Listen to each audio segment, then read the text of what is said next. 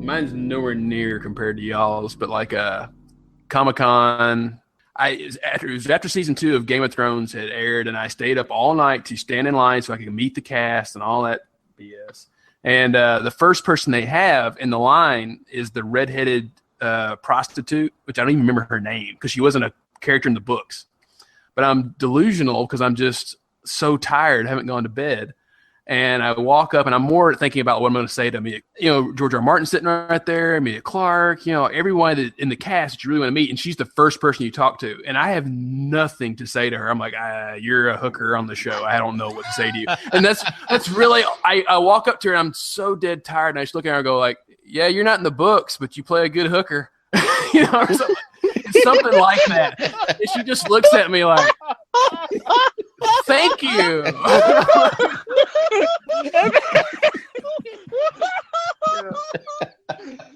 That's what I mean. Her, she just kind of looked at me, and what do you say to someone who says you played a good hooker? She just kind of was like, she just kind of looked at me and was like, thanks. And then I just put my sheet that they're signing. I just kind of moved it to the right and moved on. It's like, I have nothing else to say to you.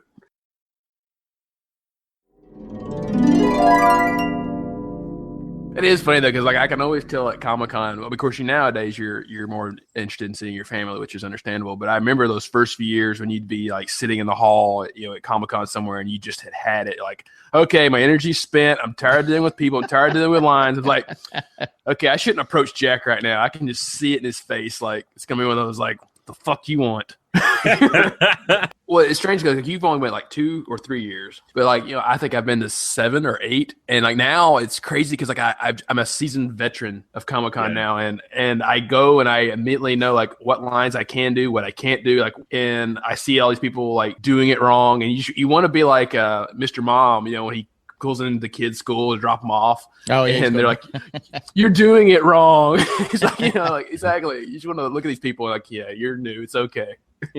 And what I remember the most, the same thing I know you've pointed this out, Jack, too, is I remember the Heroes fans so arrogantly. It's like their season 1 had ended, and they're like, Heroes is going to be so much better than Lost ever thought about. It's like you just want to laugh at them. Well, I was saying, I think going back now, though, would be good if you can get a ticket. That's the difficult part. Yeah. It's because, I think it peaked in 2014. To me, is the year that the crowd and the craziness peaked. They've had fewer people and fewer huge attractions in the last couple of years. Because I remember me and Jay would get in line for exclusive toys or panels, and you could still do like in 2009 and in 2010, you could still do like a bunch of them in a row if you wanted to.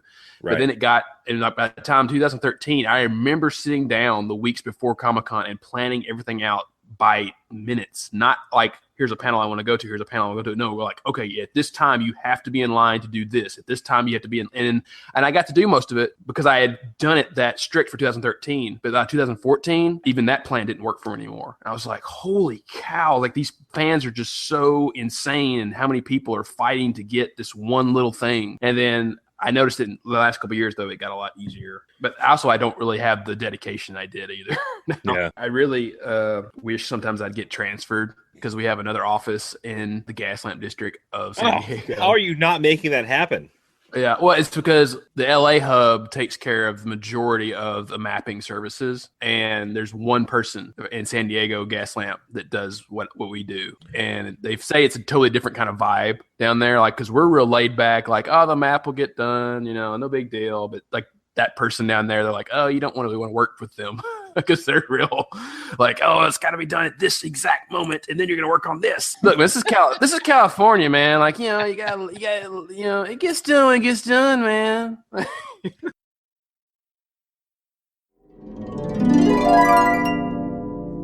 Kind of like we've been talking about random crap that makes us happy. I learned the other day, or about a week or two now, how to adjust my driving mirrors without having a blind spot. And I did not know this my entire life. And it's like one of those moments where I'm like, oh my God, it's just an epiphany, So this guy was telling me, he's like, okay, so you get in your car, you adjust your rear view mirror the normal way, any way you want. He's like, and then most people on their side mirrors, you usually just turn them towards you to where you see the little side of your car, and that's it. Right. This is actually incorrect. It said because like you're at an acute angle, so you're actually narrowing your point of view. So what you do is you lean towards your driver's side mirror. Seems like a lot of work. No, but you do it one time and you're good.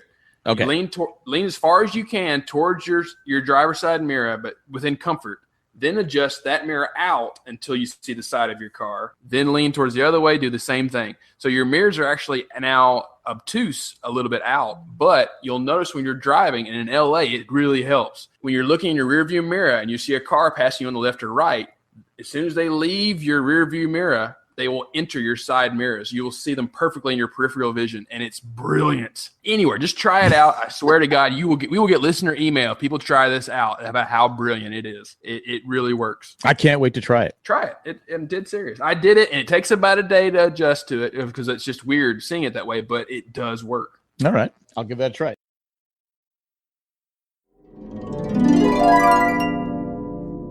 The thing is that like it depends on where you're from, because like the South to me is NASCAR rules. That's the way it is. What's it called? You draft. You draft the person. They definitely tailgate. The tailgate, because that's just what you do. The left lane is the fast lane, but there's always some old fucker that's in the left lane going, "I'm driving the speed limit. I'm not getting over," and then. So everyone passes like everywhere else. You pass on the right. It's crazy. But like, yeah, you're right about merging and things like that. But then like LA, like especially where I live, I'm right where the 110 meets the 101. Everyone drives in the left side on this particular intersection because that's going to I-10, but no one goes I-10. They're trying to get on the 5 or the 110, and everyone just shoots left. They all like 3 lanes that's wide open going to I-10, and then they all just the last bit shoot left into the 5 traffic, and it's just a clusterfuck, and you just want to start shooting people. Say it, Nick. Ever since our episode like a few months back when you gave us that trick about the rear view and the side view mirrors, totally awesome, doesn't it? Like, and that's what I was actually surprised we didn't get any feedback about that, because everyone does it wrong. Yeah, but like if you do it that way, it works, and you're just like, holy cow, how have I not know about this? So basically, when you know you're doing it right is if you're looking in your rear view and a car is passing you on the left or right, as soon as that bumper in your rear view mirror starts to leave your rear view mirror's view, it should automatically be in your side mirror. And so you have a perfect mirror. I will say it southernly. Yeah, you mean like mirror? You said that Colleenly for crying out loud. That's what it was. Yeah. Did I? Yeah. I was talking to my doorman the other day about changing car oil, and I said something before we actually got on that topic. I said something, and I went oil, and he looked at me and goes, "What?" And I went oil, and then I realized he didn't understand what the hell I was saying. I went oil, and he went, "Oh, I'm sorry, I don't speak your language." I don't speak. Yeah, I don't speak proper English. Until the punchline, I didn't know what you were saying either. Okay.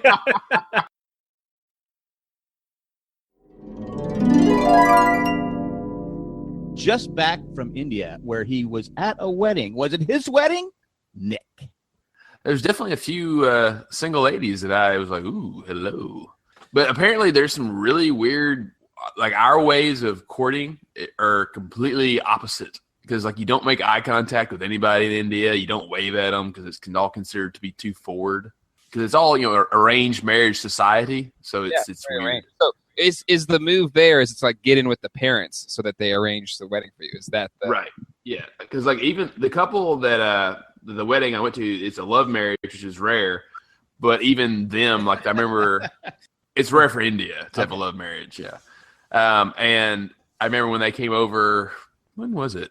I guess about a year ago. They came over. The parents both came to California to meet each other, and they had to have permission. Like it was one of those like the parents had to get along first before they were like, oh yeah, you guys can get married. Really? So it was really interesting. Yeah, and also they were from 2 totally different cultures and 2 totally different religions within India. So it was one of those also where they could see potential problems. Yeah, it ended up being like a really great wedding, very long wedding, very different than than what we're used to for sure in our minds of what a wedding is. So what was the most crazy thing or most different aspect of the wedding that you're like, huh? Yeah, the most crazy thing is different than the most different thing. But like, I actually thought it was pretty cool. So on the second day during the wedding, there's a big hoopla of like the groom's arrival and the bride's second day of the wedding. Yeah, like Indian multiple day wedding. Yeah, Indian weddings are usually about 5 days long. But like, but they shortened this one to 3 days because they just didn't, which is crazy. But on the night of the wedding, which is the second day of this particular one, they both make a big deal about the arrival of the groom and the arrival of the bride. And supposedly during like the 5 day wedding process, the groom is supposed to come on like a chariot. So the apparently it's supposed to be like 2 or 3 kilometer. It's like Mardi Gras, like, because I remember we had like a drum band and horns, and then like a bunch of guys carrying lamps, and then then it's a horse-drawn carriage with like a lot of his family members on top of it. But and so like all of his friends and other people are in front of it, all like dancing and hoopling and trying to get like the crowds up to get everyone involved. Like it's a celebration of like, here comes the groom, and like it got shortened to like 100 yards. And of course, then they stuck all of us awkward white folks in the front to do all the dancing, and we're all like, "What? You want us to dance?" I was like, it just constantly felt like it was a joke on me. Like, what? Everyone's looking at me. I'm leading this shindig. The weirdest thing that was the most fun and different, because I've seen weddings where like girls come to like in like on a horse, and it's just everyone staring at them on a horse. But the weirdest thing to me was, like when we go to a wedding, we all just sit there while the priest says his whole thing, and they say, "I do," blah, blah, blah, blah, and they walk down the aisle, and it's all, Well, so when the wedding starts, after the groom arrives and the bride arrives, they just sit for like 3 hours on these 2 like chairs, like they're king and queens, and everyone looks at them, and then one at a time, people will go up and get their photo made with the bride and groom, and then they just leave. So wait, so they just sit there and you take pictures for 3 hours? So there's no ceremony yet? This is just like the... Yeah, so it all started around 6 p.m., and that went on till probably 11. Is there an open bar during this whole thing? There's no alcohol, because most Hindus... That's right. I forgot about that. Yeah, most Hindus don't drink alcohol. This whole time you were sober? The whole time I was sober. I didn't have one... Oh, no, that's right. I did. I had 2 or 3 beers the entire time I was in India, and that was just because I was staying in a hotel that one night, that happened to serve alcohol, because it was a Western kind of hotel. Oh, but just to finish my point about the strangest thing about the wedding is that after the photos are done, everybody just leaves. So they actually don't see them get married, really? Which I thought was weird as hell, because apparently the wedding is actually just supposed to be for family and close friends. And so everyone's there really just to get their photos, to say like they were there, to congratulate them. And so we stayed behind, and they got married around 2 a.m., which is like they just sit, and then they get up and they walk in a circle 6 times, and like people throw rose petals at them, things like that. And I didn't understand because I don't speak Hindi. And then after that, they play games, because one of the first things that they do when they go into the wedding is what we would call bridesmaids. They steal the groom's shoes, and it's kind of a way to ensure that he goes through with it. He can't run away. And so after they're married, he has to then play games to get his shoes back. And so then it's like another hour of like, God, I just want to go home. Even though they're extremely long, like all the traditions that they do are really, really nice and intimate. And you actually feel like you're joining a family, and that whereas ours are just kind of fake, and they're just been ingrained into our brains for so long of what a wedding is, of just like, okay, you go stand there for 20 seconds, you say, I do, blah, blah, walk down the aisle, blah, blah, blah, then you drink a lot of beer and you go home, which is fine. But, like the first day is the engagement, which is basically the bride, the groom's family comes to visit the bride's family, and they do all these rituals of like, we accept you, and prayers for good luck, and then they decorate the bride. And then the bride's family goes to the groom's family's house for lunch, and they do the same thing. And then it's just then what you think of as a traditional Indian wedding is that night, which is like all the dances, all the henna tattoos, and it's just crazy. That's actually the best part. And then the wedding's more formal, and then the reception's boring as hell. It's just basically they sit there, get on the throne, and people come and get their photos taken, and then you get fed a lot, and that's it. But it's how was the food? It depends on what you like. look, we're spoiled. Americans are spoiled in what we eat, as in because we have crap tons of meat. Most Hindus don't even eat meat. So, and then she was a Jain, which is kind of like, to break it down, it's kind of like being a Quaker of India. They don't eat anything that's grown below the ground except potatoes. So they don't eat garlic or onions or anything like that. So you're really strict on diet. But I mean, it's just nice. The food was I'd known these guys for 3 years, so they introduced me to a lot of Indian cuisine because I didn't grow up with it in Tennessee at all. I barely knew Mexican cuisine. Yeah, I enjoyed it. My mom broke after about 2.5 days of it because she's like, we eat this same crap breakfast, lunch, and dinner. That's right. You went with your mom. I forgot about that. Yeah, mom likes to go. I usually, anywhere I go in the world, she wants me to send my itinerary a few months before I leave, and she'll kind of go, I want to go or I don't want to go. And it's nice because she's pretty laid back. It's funny too because like we've talked about before, my mom in public puts on this whole fake persona, fake voice, fake everything, and she's not really her. And she can be funny in this persona of hers, but everyone, I get sick of it because all these people are like, your mom is so sweet. She's so nice. I'm like, I don't know who that person is. That's the person who's playing my mom. Because I know CJ has said that too. His mom, he thinks his mom's the same as my mom because she does. Her voice completely changes from a normal voice like we're speaking now to maybe your brothers. Oh yeah, mom broke. She was so tired of eating what I call chunks of mystery meat or mystery something in goop.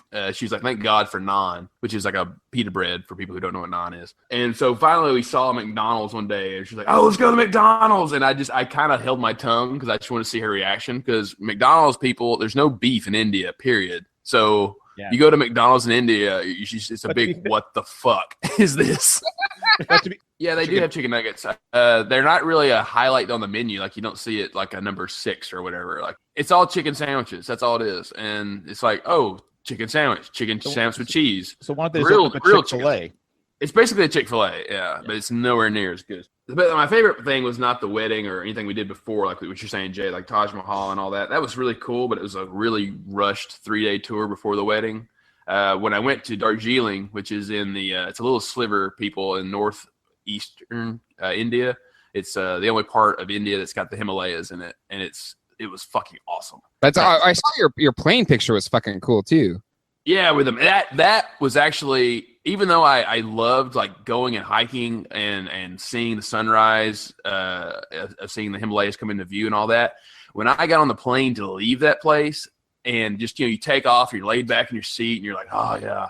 And then when the plane leveled out, it's probably somewhere in the 20,000 feet. And I looked to my right above the clouds to see the mountains. I was like, holy shit.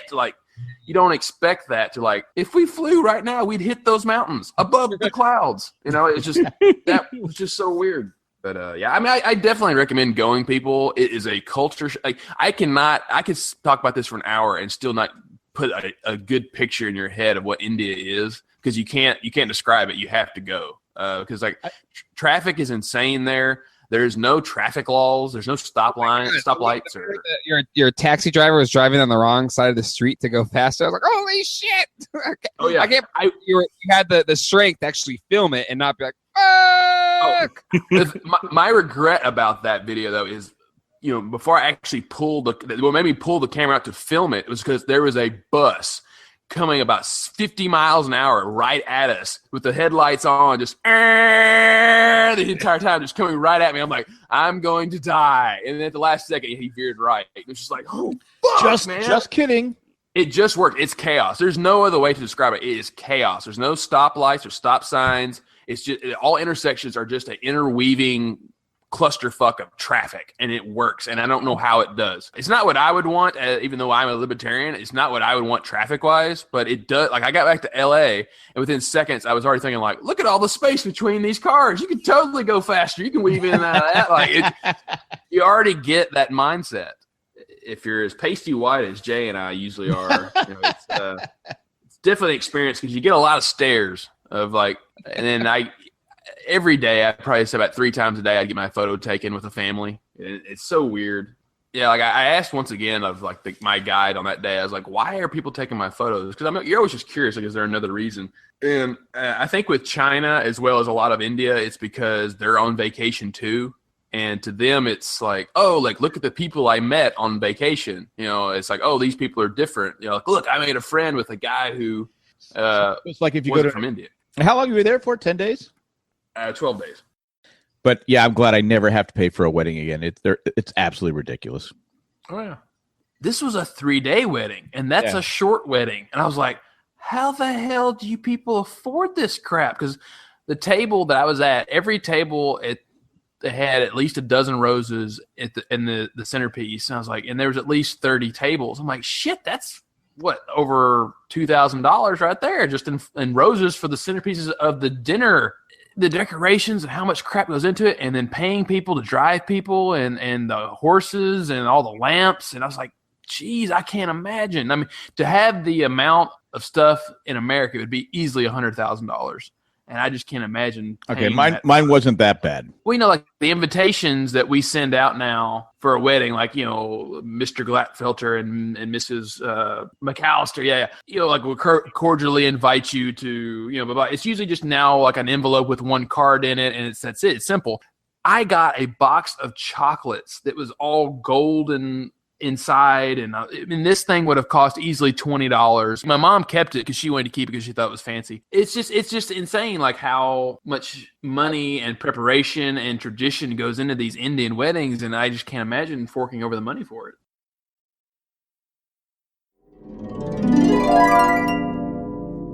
Did you guys take senior trips when you graduated high school? It was kind of tradition, I guess, where I grew up. Because some people go backpacking through Europe, whatever, but all of us as a class, because there's only 80-something of us, not all of us, but I'd say half, went to Cancun, Mexico after we graduated high school. It's just kind of like our big parties to celebrate we graduate high school.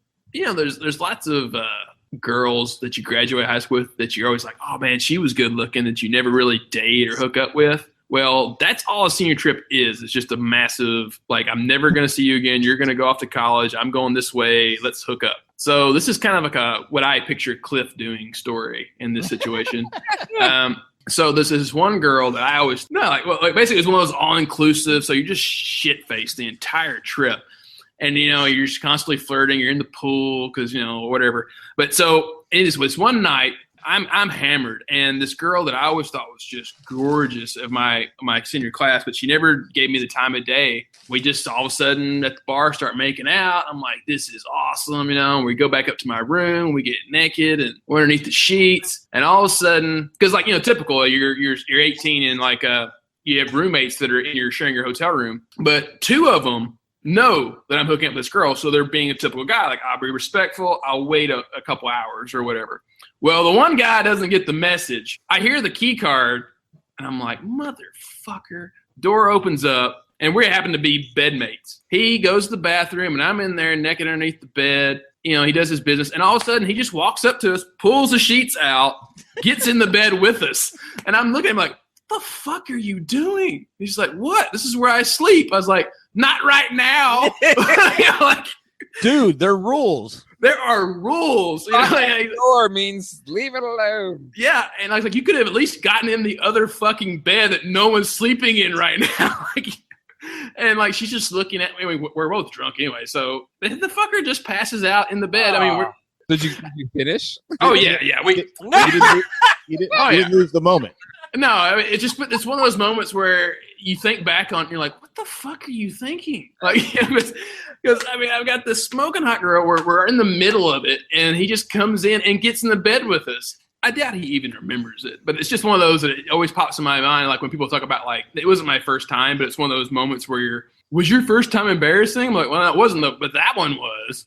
You know, just actually later that night, another girl came in with one of my other roommates who was like the top 5 of our class, like the really smart, nerdy girl that went to Vanderbilt, you know, and oh my God, like she came in, I mean, stripped right there on the floor, fully naked, looked at me and just started shaking, you know, like motorboat. And I'm like, whoa, the freak came out.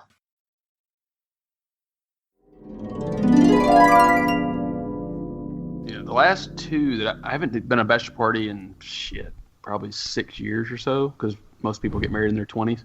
But the last two that I've really enjoyed were exactly the same way, because I think it became like a trend in Knoxville. Like you rent a chalet up in Pigeon Forge, which is right near the Smoky Mountains. No, it's where Dollywood is. It's a big tourist trap actually. A lot of people go for their honeymoons there, and it's a big tourist place. But anyway, so you rent these huge log cabins out, and we'd go for 3 days. And like the first day, we'd do like what you're saying, like go-karts, things like that. The next night, we'd do like poker and just a lot of like just typical guy bullshit. But the third day would be just an all-day drinking fest, followed by we'd probably get 10 to 15 strippers, and it'd just be clothing optional for the next 5-6 hours. And just, because there's like 3 or 4 hot tubs around these huge places, and it's just a big, not like an orgy or anything, but it's just a big stripper party, and it's great. And it is what kind of what Chris is saying. It's an excuse just to go crazy, because the first night's kind of like revisit your childhood. So you're doing go-karts and like weird carnival type rides in Pigeon Forge. And then the next night you're going to do more like gambling and college shit. And then the last night's like your last hurrah of like, you're going to see as many nude hot women in one night as possible, and then that's the weekend or whatever, and you're just like, this was a fucking badass party, and it's fun, and you remember it because it's an event.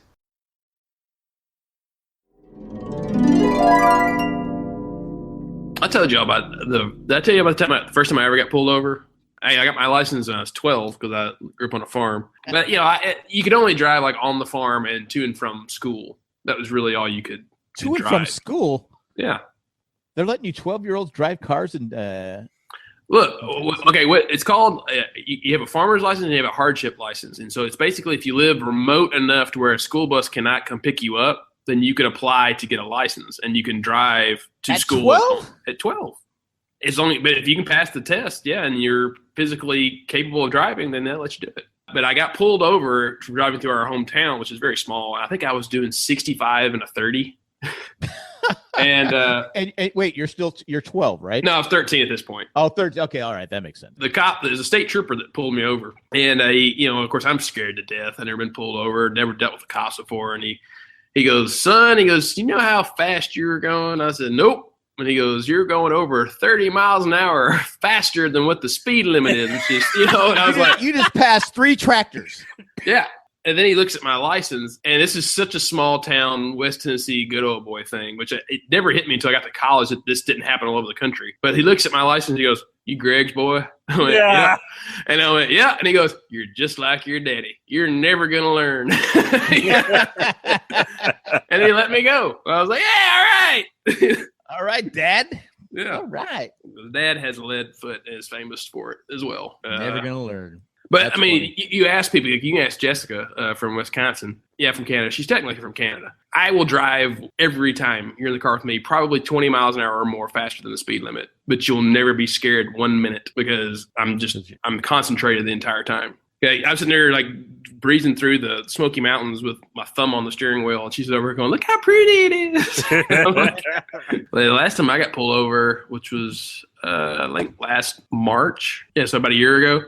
In Tennessee, I have a gun carrying permit, which I never carry my gun. I just have it because I have it. Anyway, the cop pulls me over, and we're required to show our license and our gun carrying license, which looks just like a license, but I got a big red patch on it, just to inform the officer that there could be a gun in the car. He gets up to my window, and he goes, where's your gun? And I was like, I don't carry it with me. He looks at me and goes, why not? And I was like, okay, I'm getting yelled at by the cop for not carrying a gun. For the last, 2-3 years now, where it seems like every cop is shooting somebody for having a gun. I'm like, I don't want to have a gun.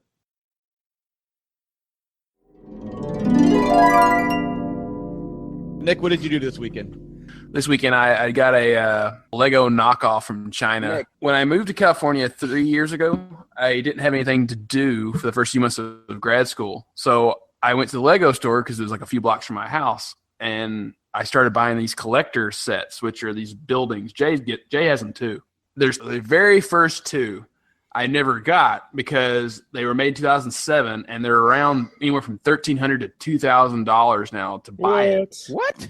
And I'm not going to spend that kind of money on a freaking piece of plastic. When did they come out? They put out one every year, and it's a building. This year's building, it comes out in January every year. This one it's actually our big one because it's usually it's just one cube of 32 dots by 32 blocks. This one it's a 1.5. And it's 3 stores, like a flower shop, a bakery, and a gardener or something. So are they all connected like year over year? Yeah, like you can put them all together and build a city. Like That's kind of cool. You know, they have, and that's what I like about them. Well, the first two I missed, and the first one was called the Cafe Corner, which looks like it's a hotel, and it's a hotel and a cafe. The second one is called the Green Grocer, it's a little grocery store. So I don't have them, but I was on eBay the other day trying to find the Cafe Corner. And I'm not paying $1,300 for a Lego. And I happened to find one that's made in China. It's the exact same copy for $80. So I was like, you know what? I'm just going to try it, see if the knockoff is any good. I was reading the other day that Legos are actually a better investment than gold. They are. I read that too, like about a year ago. Yeah, they're holding their value because the first set I bought, which was the third one they put out, which is the fire station, they stopped making it, I think, in December 2013, and it was $110, I think, when it was brand new, and now it's over $500. Jesus Christ, for plastic. Well, like the ones that I really like, but I don't want to buy, like they had the sand crawler from episode 4. The Jawa sand crawler, but it's to scale. It's so that you can actually fit all the minifigures inside of it. No, that's cool. It's $350. You know, it's like I like it, but I don't want. I mean, it's a big Lego. So now you're telling me the stuff is worth like $500, $600, $700. Oh yeah. Next time I go over at his house and he goes out, I could just maybe steal his Legos. If you want to steal the creator, like the buildings that are in his house in the lower level of Jay's house, above the fireplace or wherever the shelf there, go and get those. But you also need to find the box because the box is also what makes it worth. Well, I'm sure he still has the money. box, and I can probably find the box. Because you can't just sell the Lego; you have to sell it with the box, and then you'll get your money. Like, oh my God, like like Jay and I at Comic-Con used to stand in line for the Hasbro stuff all the time. Yeah, it's worth money. I've seen you geeks there. Yeah, but like the ones that are actually worth the most are the Lego exclusives because they'll make out 2 little sets every year and they only have a limited edition, and those things will go for $500-$600 for just a little bitty set. There's one minifigure called Goldman that came out, I think, 8 years ago, and it's worth over $1,000 because it's solid gold. It's a little minifigure of gold. It's like those living statues that people see in the park. They figured it out because like if you look up like the ones from the 80s and the 90s, like some are worth money and some aren't worth anything. And then, but like since like 2002 or whenever they revamped, kind of like how Apple did, like all the ones that are since then, because they only make them for like a year or two, and then that's it, and they don't make them again. And so they're worth, especially like these collector series, because people want the whole. Since the beginning, they want every single set because they want to build this city, and so they'll pay obscene amounts to get every single set.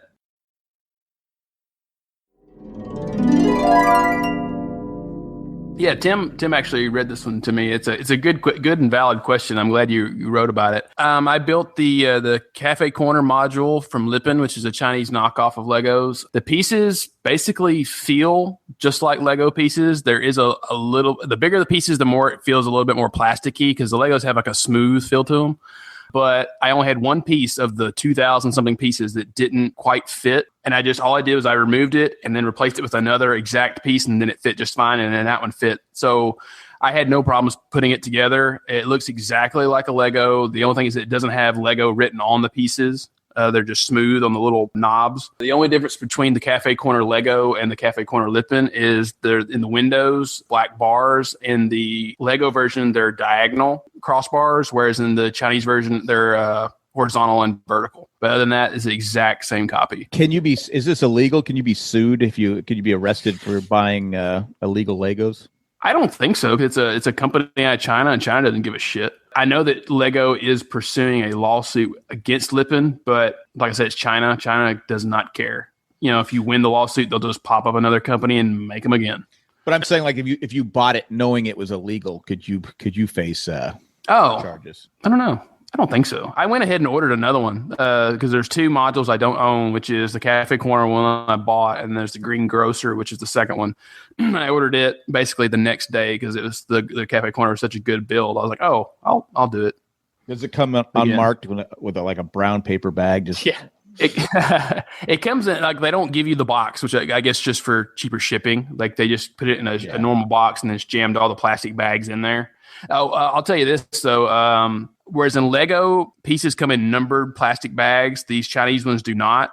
Like with Lego, though, you would go like, okay, here's all the number 1 bags, and you'd like open them up and put them in like dishes or something. Don't do that with the Lippin ones. You just open up the bags and all of them, open them all up and just leave them in that way because they have them organized by type of Lego versus order. And so it's just best to keep them in the bags and just pull them out as you need them. I learned that the hard way.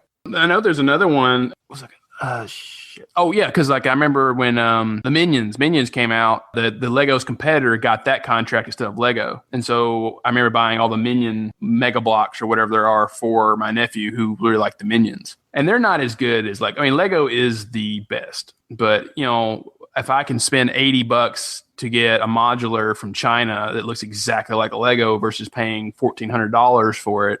And just because it's an actual Lego, I'd rather pay the $80. But that's me. There's some people out there that was like, no, I want the real thing.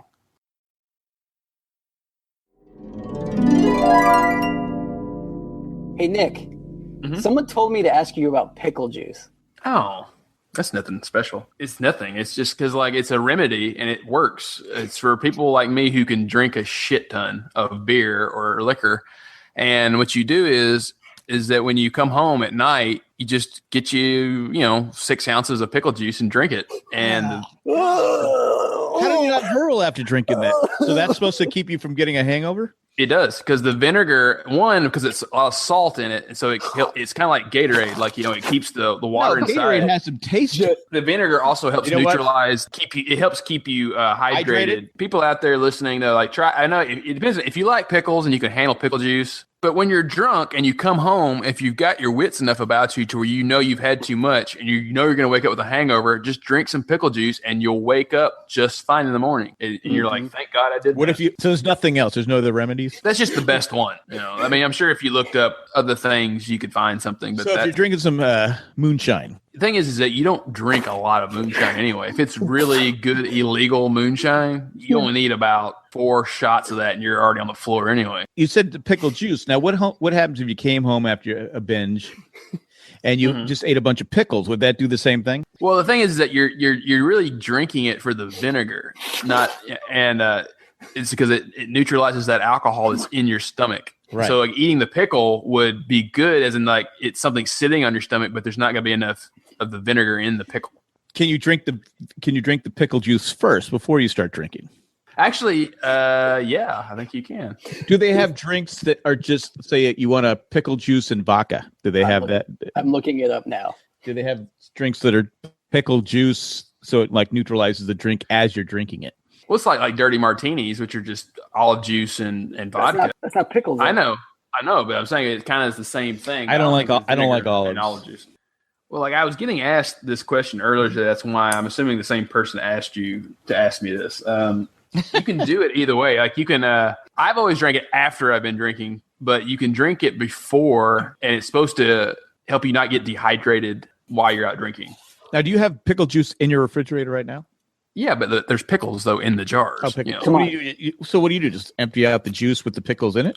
I get those really big jars. So the Costco jars of pickles. Yeah, and so after you've eaten half the jar, you've got a crap ton of the juice anyway. So you just use it and then throw it away. I mean, it's not like I would go out on benders every night and need mass quantities of pickle juice. I don't think anyone else does this except me. I mean, I'm glad that. But if you look it up on the line, people know that though. But I've been doing that for years just because I found it worked. You've never had a hangover? Oh, I've had hangovers. Yeah. No, it's usually because I was out somewhere and I was spending the night with some friends, or I passed out before I got home and never drank any. But yeah, I mean, I've been hungover maybe 4 or 5 times in my life. But I can drink a lot. Did you have a pickle today, Nick? I did. I think I had 2. Whoa, you're going crazy now. I get those white Clausens. I like those. And then I get the Vlasics, the green ones. So you're an expert on pickles, Nick. I mean, I've been eating them my mom. Did you ever make pickles? Did you ever pickle pickles, whatever they call it? Both my great aunts did. Like I said, for people out there who you forget, I grew up on a farm. So we made a lot of our own things. And my great aunts, both of them, they lived maybe 4 miles down the road, and they always made pickles. What's the best? So yeah, I ate homemade pickles. Homemade pickles better than store-bought pickles? They're very different. They're totally different tastes. But which is better?